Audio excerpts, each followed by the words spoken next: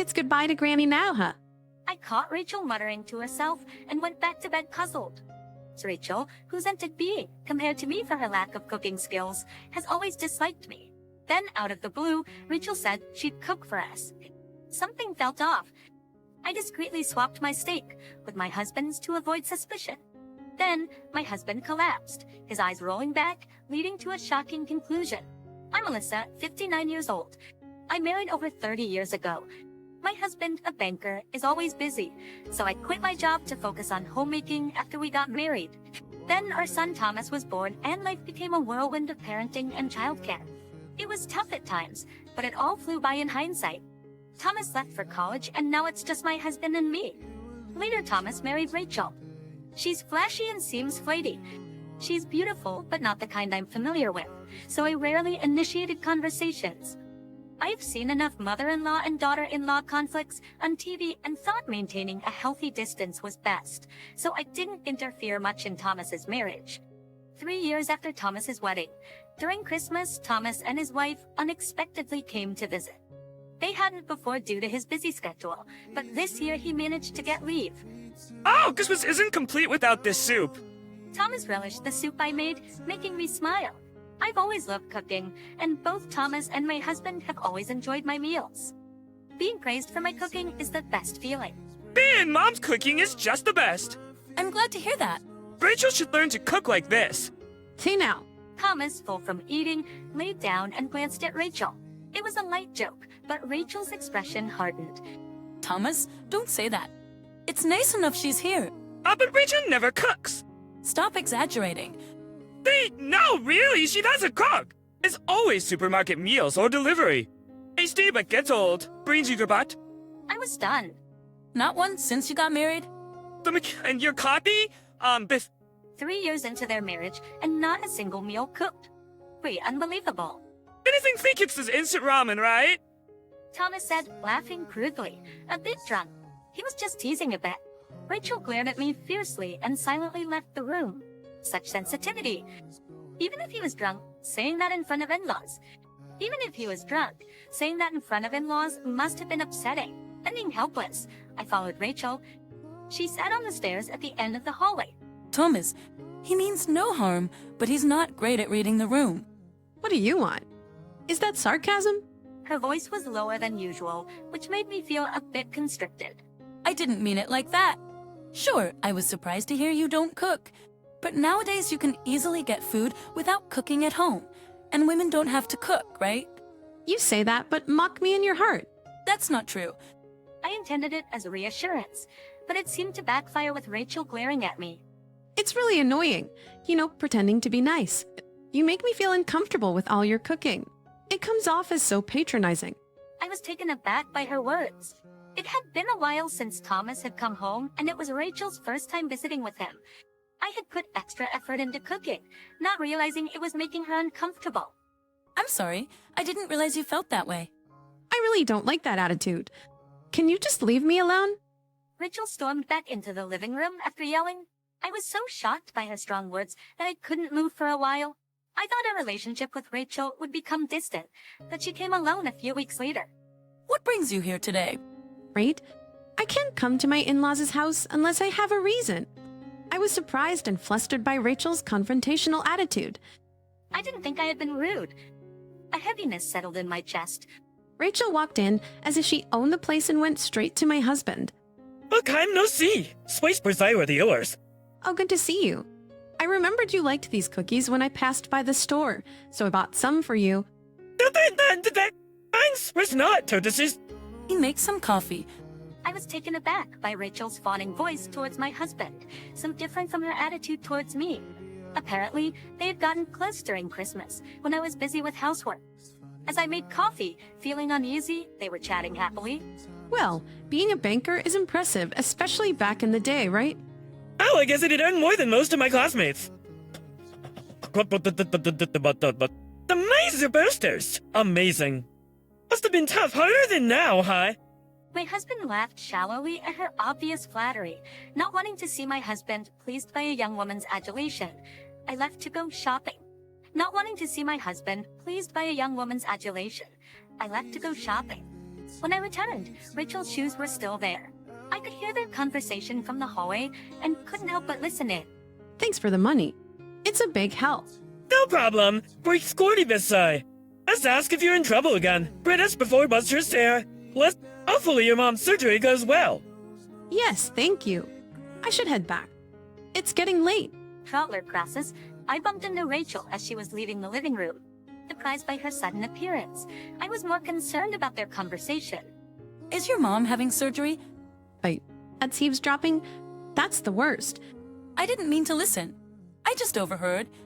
Is everything okay? It's none of your business, Melissa. First, I felt the need to hold her back. Something felt off. Something felt off.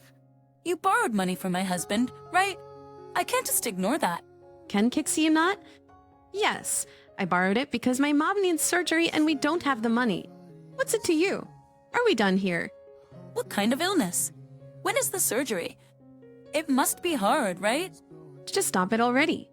Rachel stubbornly refused to give details. I'd never heard about Rachel's mom being ill. I thought Thomas would have mentioned something if there was an issue. Suddenly coming over with my husband's favorite treats and borrowing money, it seemed like she might be up to something bad. I felt bad for suspecting Rachel, but I couldn't help it. Yet I had no proof. Unable to hold back the angrily departing Rachel, I let her go with loud footsteps. Pursuing it further seemed pointless, as she wouldn't answer anything. That day, I just sent Thomas an email expressing concern about Rachel's mom. Station, after that, Rachel started visiting once or twice a month. She always came when my husband was home and treated me coldly. Melissa, why don't you go shopping or something? She would suggest trying to send me away. I wondered what they talked about, but didn't want to show my distrust openly, as it may worsen the relationship with Rachel. I didn't want to upset Thomas, so I silently left her shopping. However, if I returned early, she would complain and clearly treat me as an intruder. I couldn't help but suspect something was going on, but my husband evaded my questions, and I couldn't understand what Rachel was up to. Then one day, something changed. Thomas and Rachel came over late at night, saying they wanted to cook. Rachel wants to try cooking, and not just for me, but for Dad too. It's late, but they need to prepare. And we stay here for tonight. Of course, you're always welcome. While my husband welcomed Thomas and his wife, I felt uneasy. Rachel, who hated me and hadn't cooked for 3 years, suddenly wanting to cook for us? Irritates. Rachel giving me a creepy, meaningful smile when only I could see. Her eerie smile made my heart race. Not just Rachel's expression, but Thomas's face also caught my attention. He seemed lost in thought, only half listening to Rachel. Brits people tend to say it. I had a bad feeling about this. It was late, so I went to bed after a bath. However, I couldn't sleep and got up to use the bathroom, hearing voices from the kitchen. It was 2 a.m., a time when everyone should be asleep. Could it be a ghost? Fearing the worst, I peeked into the kitchen and saw Rachel standing there. Looks like it's goodbye to Granny now, huh? I couldn't make out her words clearly as she whispered to herself, suspicious of Rachel talking alone in the shadows. I didn't want to start a fight at this hour and disturb my husband or Thomas, so I quietly returned to the bedroom. The next morning, Rachel was eagerly cooking in the kitchen. Can I help with anything? No, I'm doing this alone, so don't come into the kitchen. But there's cleaning up to do. I said I'm fine. Being chased out of the kitchen, I returned to the living room. It all seemed very suspicious. Why was she so adamant about keeping me out of the kitchen? And I couldn't stop thinking about the previous night's incident. Was she planning something? The anxiety was unbearable. And what Rachel cooked was steak. Steak for breakfast? This is luxurious. Both my husband and Thomas were surprised. They probably didn't expect Rachel to make steak after practicing cooking. Rachel brought 4 steaks to the table. That's when I noticed something odd. On my plate was different. This plate wasn't from our house, so Rachel must have brought it. Maybe she brought it just for today, as she usually doesn't cook. But why didn't she buy the same design for everyone? This is for you, Melissa. The steak Rachel handed me confidently didn't look different from the others, but I felt there must be a reason my plate was different. Thank you. My husband and Thomas didn't suspect anything, their stomachs rumbling at the sight. Right, I also spice here. Can you help me bring the soup then? Sure, of course. She counts down. Thomas went to the kitchen with Rachel. My husband stood up from the sofa. I'll go to the bathroom before eating. Everyone left the living room, leaving me alone. That's when I secretly swapped my steak with my husband's. I just didn't feel like eating it.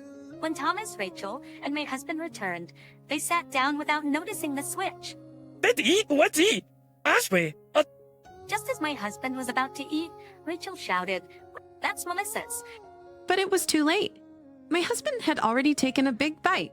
that's wrong, Rachel. Us brick. It doesn't matter whose steak it is, right? Well, While watching Rachel panic, my husband started choking. I turned to him alarmed. That's wrong, Melissa. Relaxy. Whip. My bird's keepers, Robert. He was groaning in pain, his eyes rolling back. I was in shock, only able to call out to him. But Thomas calmly called an ambulance.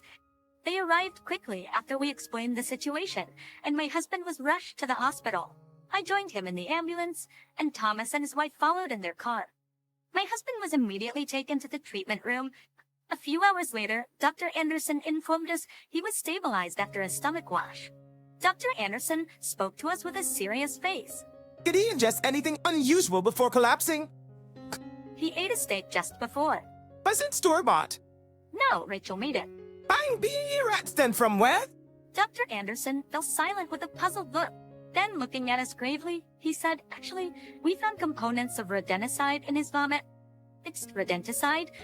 Rachel, what's the meaning of this? Thomas confronted Rachel. Her face turned pale, and she broke out in a cold sweat. I don't know. It must have been Melissa. She was alone before eating. "I don't have rodenticide, and it would be hard to add it without being caught in just a moment." You can't know until you try. It wasn't me.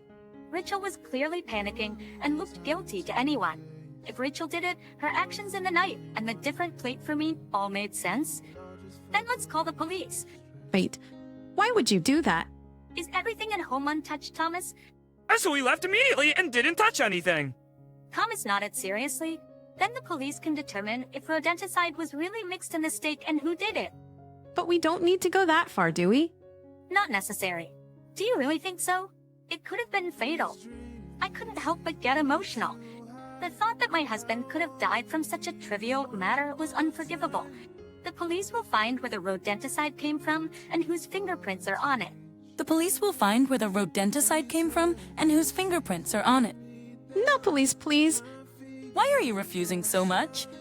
You didn't do it, right, Rachel? Pressed by me, Rachel crumpled to the floor, messing up her hair. It was me. I did it. She must have realized she couldn't escape and confessed, glaring at me fiercely. "Rachel, I never thought you'd do something like this." Wait, don't misunderstand. I didn't mean for Robert to eat it, but then... Rachel clung to Thomas in panic. But his look only grew colder. Rachel, I never thought you'd do something like this. Wait, don't misunderstand. I didn't mean for Robert to eat it, but then... Rachel crumpled to the floor, messing up her hair. You were trying to kill my mom. I wasn't trying to kill anyone. I just wanted a little revenge. Revenge, that's the product. Thomas scowled, while Rachel started making excuses like a child. Because Thomas compared me to Melissa and said hurtful things about not being able to do housework. False harassment over that. That's not just something. I was really hurt, and Melissa mocked me for not being able to cook like it was an insult. I had enough. Isn't that bad, right? You hardly ever sit at home. Only last Christmas. Well, that's, Rachel struggled to find words, her eyes darting around. Rachel, you've been coming to our house almost every month, haven't you? Haven't you told Thomas? Fakes. What are you talking about? You and my husband always seem to enjoy talking together. I was often out because you treated me poorly. I don't know what you talked about, but... What are you talking about? I don't know anything about that.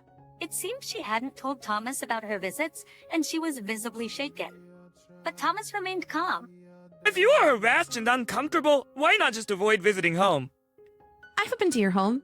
That's a lie. That's a lie. If we're... Thomas firmly stated, to which Rachel looked bewildered. Do you believe Melissa over me, Thomas?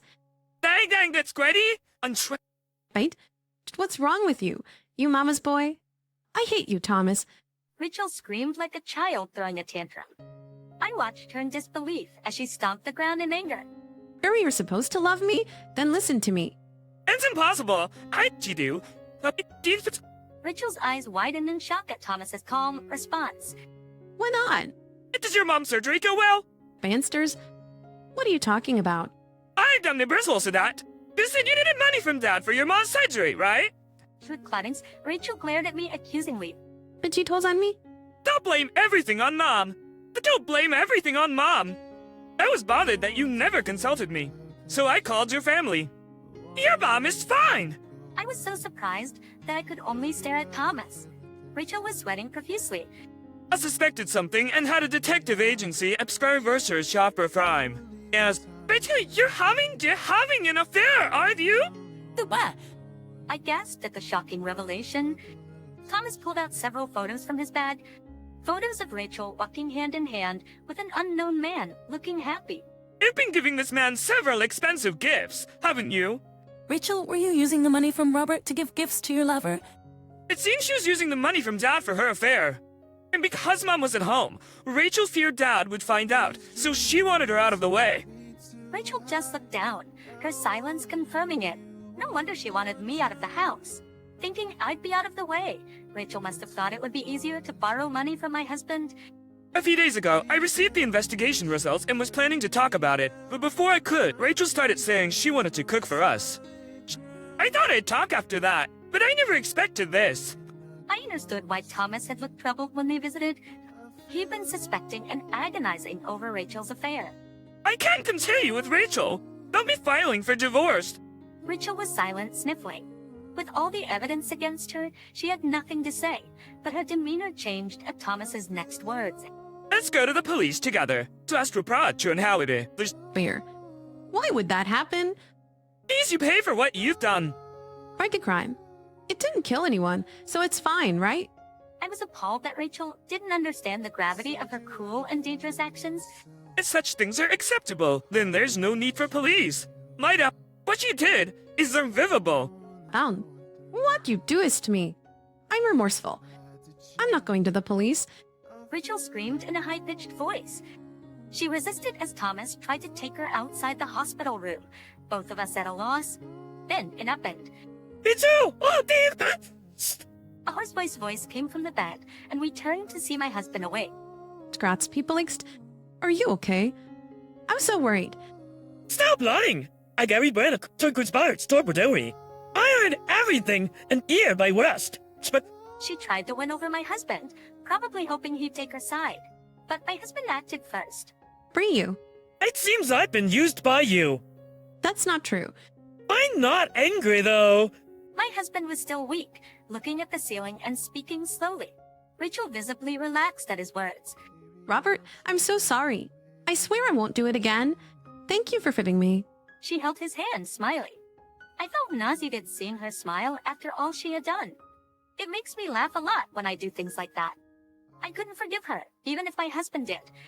As I was about to protest, my husband whispered to Rachel. I forgive you for cheaper search kids, but you go to the police and pay for your crimes. Langdon? Why? You just said you weren't angry? Why do I have to go to the police? I'm quite angry about the money. I'll never forgive you for trying to feed Melissa that. Rachel was shocked to see my husband angry for the first time. You'll pay for this crime for the rest of your life. Realizing she had no allies, Rachel slumped down, defeated. Then she screamed, It's all your fault. If you weren't here, none of this would have happened. I'll never forgive you. "Stop acting like a child. Even if I wasn't here, you would have been caught eventually. The affair, the money, it's all your fault." Shut up. Rachel cried, repeating that she didn't want to go to the police, but no one sympathized with her. I'll never forgive you for deceiving my husband and what you put him through. Rachel started crying again. She looked desperate, a far cry from her usual confident, sarcastic self. Thomas, unmoved, took Rachel's hand and led her out of the room. The police investigation revealed that the steak my husband ate was soaked in a large amount of water dissolved with andesite. It was hidden in her kitchen drawer, and only Rachel's fingerprints were on it, leading to her arrest. She confessed she thought the strong taste wouldn't be detected in the steak. After being bailed out, Rachel tried to turn to her lover, but he cut ties with her after learning about her crimes. Left with no one to turn to, Rachel resorted to working as a hostess. But at her age, it wasn't easy to earn, and she often got into trouble drinking until she passed out. I was disgusted by Rachel's pathetic state and relieved we had cut ties with her. My husband, fortunately, was discharged and is living well, although he's developed an aversion to steak, likely due to trauma. Thankfully, that's the extent of his trauma. He still enjoys my cooking, and our meals together are our greatest joy. Thomas divorced and took some time to heal, but he's now dating a wonderful woman. She visited us a few times, a modest and homely lady. I sincerely hope for a bright and happy future for Thomas and his new family.